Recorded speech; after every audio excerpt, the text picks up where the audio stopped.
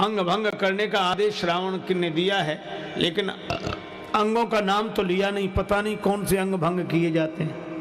और कहीं अंग भंग करते समय रावण को अपनी बहन शूर्पणखा की याद आ गई कि उसके नाक कान कटे थे, तो बंदर के भी नाक कान काटो। तो क्या हम नाक कटा कर जाएं? भगवान ने हमें यहाँ भेजा है, तो क्या राक्षसों के द्वारा नाक कटा कर जाएं? कितना सुंदर संकेत है सुंदरकांड का। हनुमान जी कहते हैं भगवान ने हमें भेजा है, तो क्या राक्षसों के द्वारा नाक कटा कर जाएं? आप भी यही सोचेंगे, हम लोगों को भी दुनिया में भगवान ने भेजा है, तो क्या इन विकारों के द्वारा अपनी नाक कटा कर जाएं? तो क्या भगवान को मुंह दिखाने लायक रहेंगे? तो हनुमान जी तो बड़े कौतुकी हैं। रावण बोला बंदर के अंग भंग कर दिए जाएं, तो हनुमान जी ने उसी समय अपनी पूंछ पकड़ी, दोनों हाथ से पूंछ पकड़कर सिर से लगाते हैं, आंखों से देखते हैं, फिर मुंह से चूमते हैं, फिर 2 4 10 बार पूंछ को ऐसे किया। रावण बोला समझ गया समझ गया, कपि के ममता पूंछ पर, बंदर की ममता पूंछ पर है, सबई कहो समझाए। हनुमान जी ने सोचा ऐसा ना हो रावण ये कह दे कि तलवार मंगाए के पूंछ दे कटवाए, कह सकता है तलवार मंगाओ पूंछ काट दी जाए। हनुमान जी ने सरस्वती माता से कहा इसकी बुद्धि बदल दो। माई भगवती शारदा,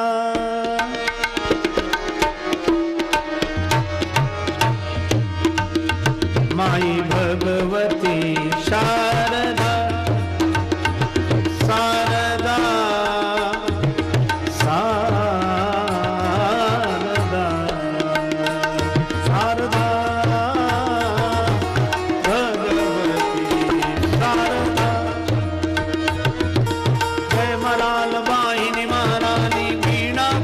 सकल सुखानी,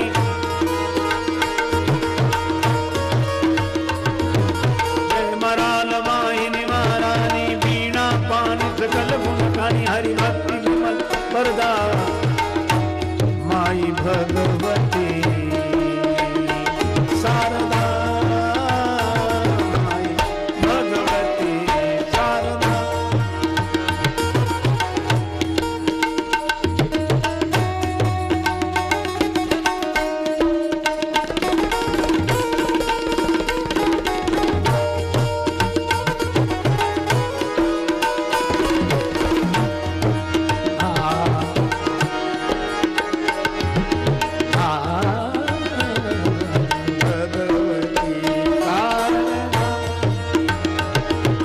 भगवती शारदा शारदा शारदा शारदा शारदा।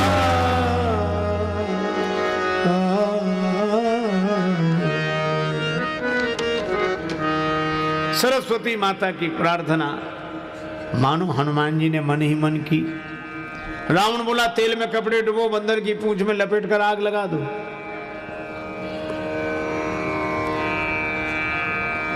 बचन सुनत कपि मन मुस्काना, भई सहाय सारद में जाना। सरस्वती जी ने सहायता कर दी। आज आप देखो समापन सभा का यह सत्र भी समापन की ओर है, इसलिए समापन में एक महत्वपूर्ण बात सुन लो। रावण को हनुमान जी की पूंछ से चिढ़ क्यों है? हर युग का यही सत्य है। आइए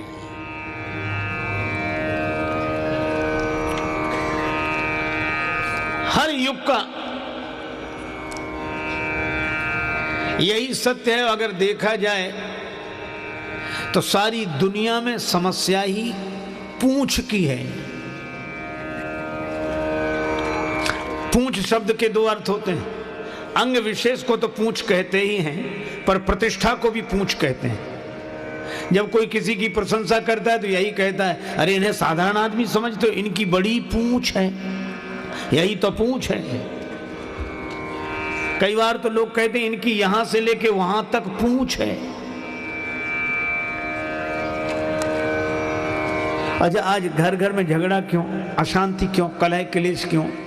आप देखना बेचारे बूढ़े वृद्ध घर के बाहर उदास बैठे मिलते हैं। उनसे पूछो क्या बात? कुछ नहीं। नहीं कुछ हो तो बताओ। नहीं। फिर भी इस घर में हमारी कोई पूंछ नहीं रही। बोलो है समस्या? कहते हमारी कोई पूंछ नहीं रही। कोई पूछता ही नहीं। पिता कहता हमारी पूंछ नहीं रही, और बेटे से कहो तो पिताजी ने आज तक हमसे पूछ कर कुछ किया है? लोग कहते भी उनके घर गए, चाय की कौन कहे, पानी तक के लिए नहीं पूछा।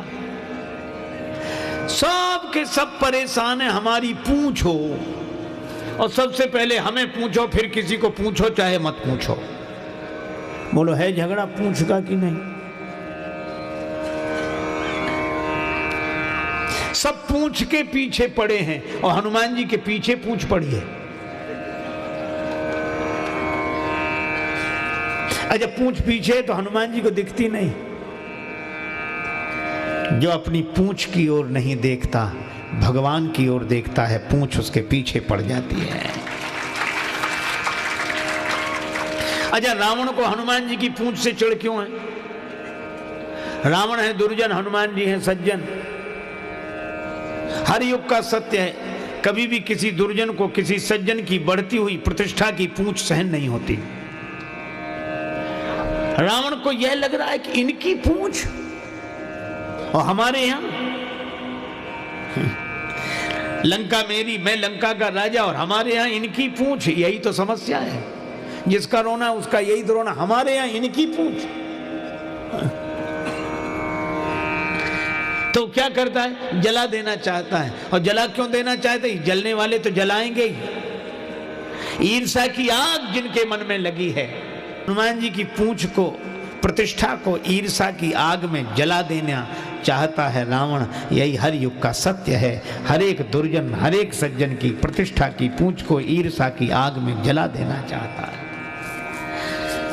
अच्छा इसमें सहयोग भी किया। आप ऐसा ना समझो कि सज्जन लोग ही सहयोग करते हैं, रुपया पैसा सामग्री देकर सज्जन ही सहयोग नहीं करते, दुर्जन भी इकट्ठा करते हैं। अगर किसी का जीवन बनाना हो, जीवन निर्माण करना हो तो सज्जन सहयोग देते हैं, और किसी का जीवन नष्ट करना हो तो दुर्जन सहयोग देते हैं। किसी तरह इसके बंदर की पूंछ जल जाए, चाहे जितना कपड़ा ले जाओ, घी ले जाओ, तेल ले जाओ, पूरे लंका के राक्षसों ने अपनी ओर दम से दिया। और रावण कहता तेल में कपड़ा डुबो, लंका नगर निवासी कहते हमारे यहाँ घी की कोई कमी है क्या? रहा न नगर बसन घृत, जब घी खत्म हुआ तब तेल। हनुमान जी के पास राक्षसों ने कहा कि घी तो खत्म है। हनुमान जी बोले तेल बचाए, जैसी जिसकी श्रद्धा ले आओ, हमें सब स्वीकार है। रावण डांट रहा था मूर्ख को, घी के लिए कहा किसने था? राक्षस बोले हमने समझा बंदर की पूंछ में थोड़ा बहुत ही लगेगा, वो तो बढ़ती जा रही। और कितना बढ़िया संकेत है, बाड़ी पूंछ की न कभी खेला। जब जब कोई दुर्जन किसी भक्त सज्जन की प्रतिष्ठा की पूंछ को ईर्ष्या की आग में जला देना चाहता है, तब तब भक्त की पूंछ और बढ़ती है। यही सुंदरकांड का संकेत है। आग लगनी बाकी थी। हनुमान जी ने सोचा कि हमारी पूंछ जलाने के लिए घर घर से चंदा हुआ है, किसी ने घी, किसी ने तेल, किसी ने कपड़ा दिया है। तो अब जहां जितना जिसका सहयोग है ना, प्रसाद भी तो वहां उसको देना पड़ेगा कि नहीं? लोग कहते इन्होंने हमारा सहयोग किया, इनको प्रसाद। हनुमान जी बोले हमारी पूंछ जलाने में इतने लोगों ने सहयोग किया है तो कुछ प्रसाद। तो एक बार घूम कर देख लें तो ठीक। तब तक रावण बोला बंदर को नगर में घुमाओ। हनुमान जी नगर घूमने गए, देख लिया हर एक के घर से कुछ ना कुछ आया है, सबको प्रसाद देना है। एक विभीषण जी के घर से कुछ नहीं आया, उन्हें कुछ प्रसाद नहीं देना। आग लगाई गई पूंछ में तो हनुमान जी को पता ही नहीं लगा। पता कब लग गया? जब पावक जरत दीख। अच्छा अग्नि लग जाए तो देखने से पता लगेगा कि लग गई कि नहीं? अग्नि तो खुद बता देगी, पर हनुमान जी ने जब देखा तब पता लगा। पावक जरत देख हनुमंता, बस बड़ा बढ़िया काम किया। क्या? बिल्कुल छोटे बन गए। भयो परम लघु रूप तुरंता। और कितनी अद्भुत बात है, किसी की प्रतिष्ठा की पूंछ में कोई ईर्ष्यालु आग लगावे और उस आग के प्रभाव से बचना है तो आप अपने को छोटा समझ लो, तो उस आग की जलन आपको व्यापेगी नहीं, छोटे बन जाओ। यही सुंदर काम है। भयो परम लघु रूप तुरंता, छोटे बनते ही जिस बंधन में बंधे थे उससे निकल गए। निमुख चढ़े कप कनक अटारी, फिर बड़ा विशाल रूप हुआ। और कितनी बढ़िया बात, जो क्षुद्र अहम से ऊपर उठ जाते हैं उनके बड़े होने में परमात्मा का बल विक्रम दिखाई देता है। कपि बढ़े लाग आकाश बाल दी, विशाल विकराल ज्वाल जाल मानो, लंक लील वेकों काल रसना पसारी है। नगर तो जलकर राख हो गया, हनुमान जी ने क्या किया, पूंछ बुझाई। होई श्रम धरी लघु रूप बहोरी, जनक सुता के आगे ठाड़ भये कर जो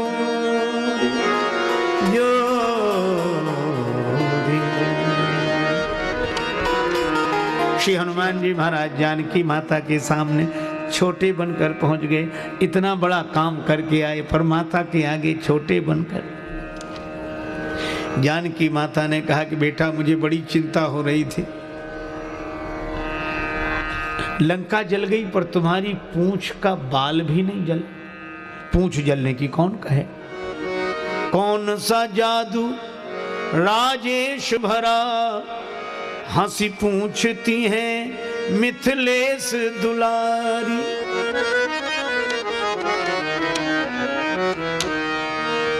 जानकी माता ने कहा लंका जलाने के बाद भी तुम्हारी पूंछ नहीं जली। बोले कपि ही राघव आगे हैं, हृदय में राम जी बैठे हैं और शारीरिक संरचना में हृदय आगे है और हृदय में बैठे हैं राम जी। बोले कपि ही राघव आगे है, पीछे है पूंछ रहस्य है भारी, वानर को भला पूछता कौन, श्री राम के पीछे है पूंछ हमारी। आगे हृदय में बैठे हैं राम जी, पीछे हमारी पूंछ है। अर्थ सीधा सा है कि राम जी के पीछे ही तो हमारी पूंछ है, नहीं तो कौन पूछता। और कितनी अद्भुत बात है, जो राम जी को हृदय में प्रतिष्ठित कर लेता है उसे पूंछ के पीछे नहीं पड़ना पड़ता, पूंछ उसके पीछे पड़ जाती। जानकी माता ने कहा फिर भी हनुमान यह तो तुम्हारी विशेषता है, लेकिन विनम्रता से ऐसा बोल रहे हो, फिर ये लंका तो सोने की, यह तो जलनी नहीं चाहिए आग में। सोना कहीं आग में जलता है? हनुमान जी बोले साधारण आग लगी होती तो लंका न जलती। कौन सी आग लगी थी? पावक देहु लगाए, पावक जरत देखे हनुमंता। ये बार बार पावक क्यों कहा जा रहा है? हनुमान जी ने कहा इसलिए क्योंकि जो अपराध भगत कर करई, राम रोष पावक सो जरई। ये भगवान के क्रोध रूपी पावक में लंका जली है। जो निर्दोष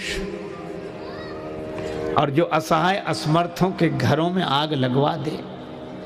रावण ने यही किया, जे जे देश धैनु दुज पावई, नगर गांवपुर आग लगावई। जो ऐसा अत्याचार करता है उसका अपना घर भी सोने का भी क्यों ना हो तो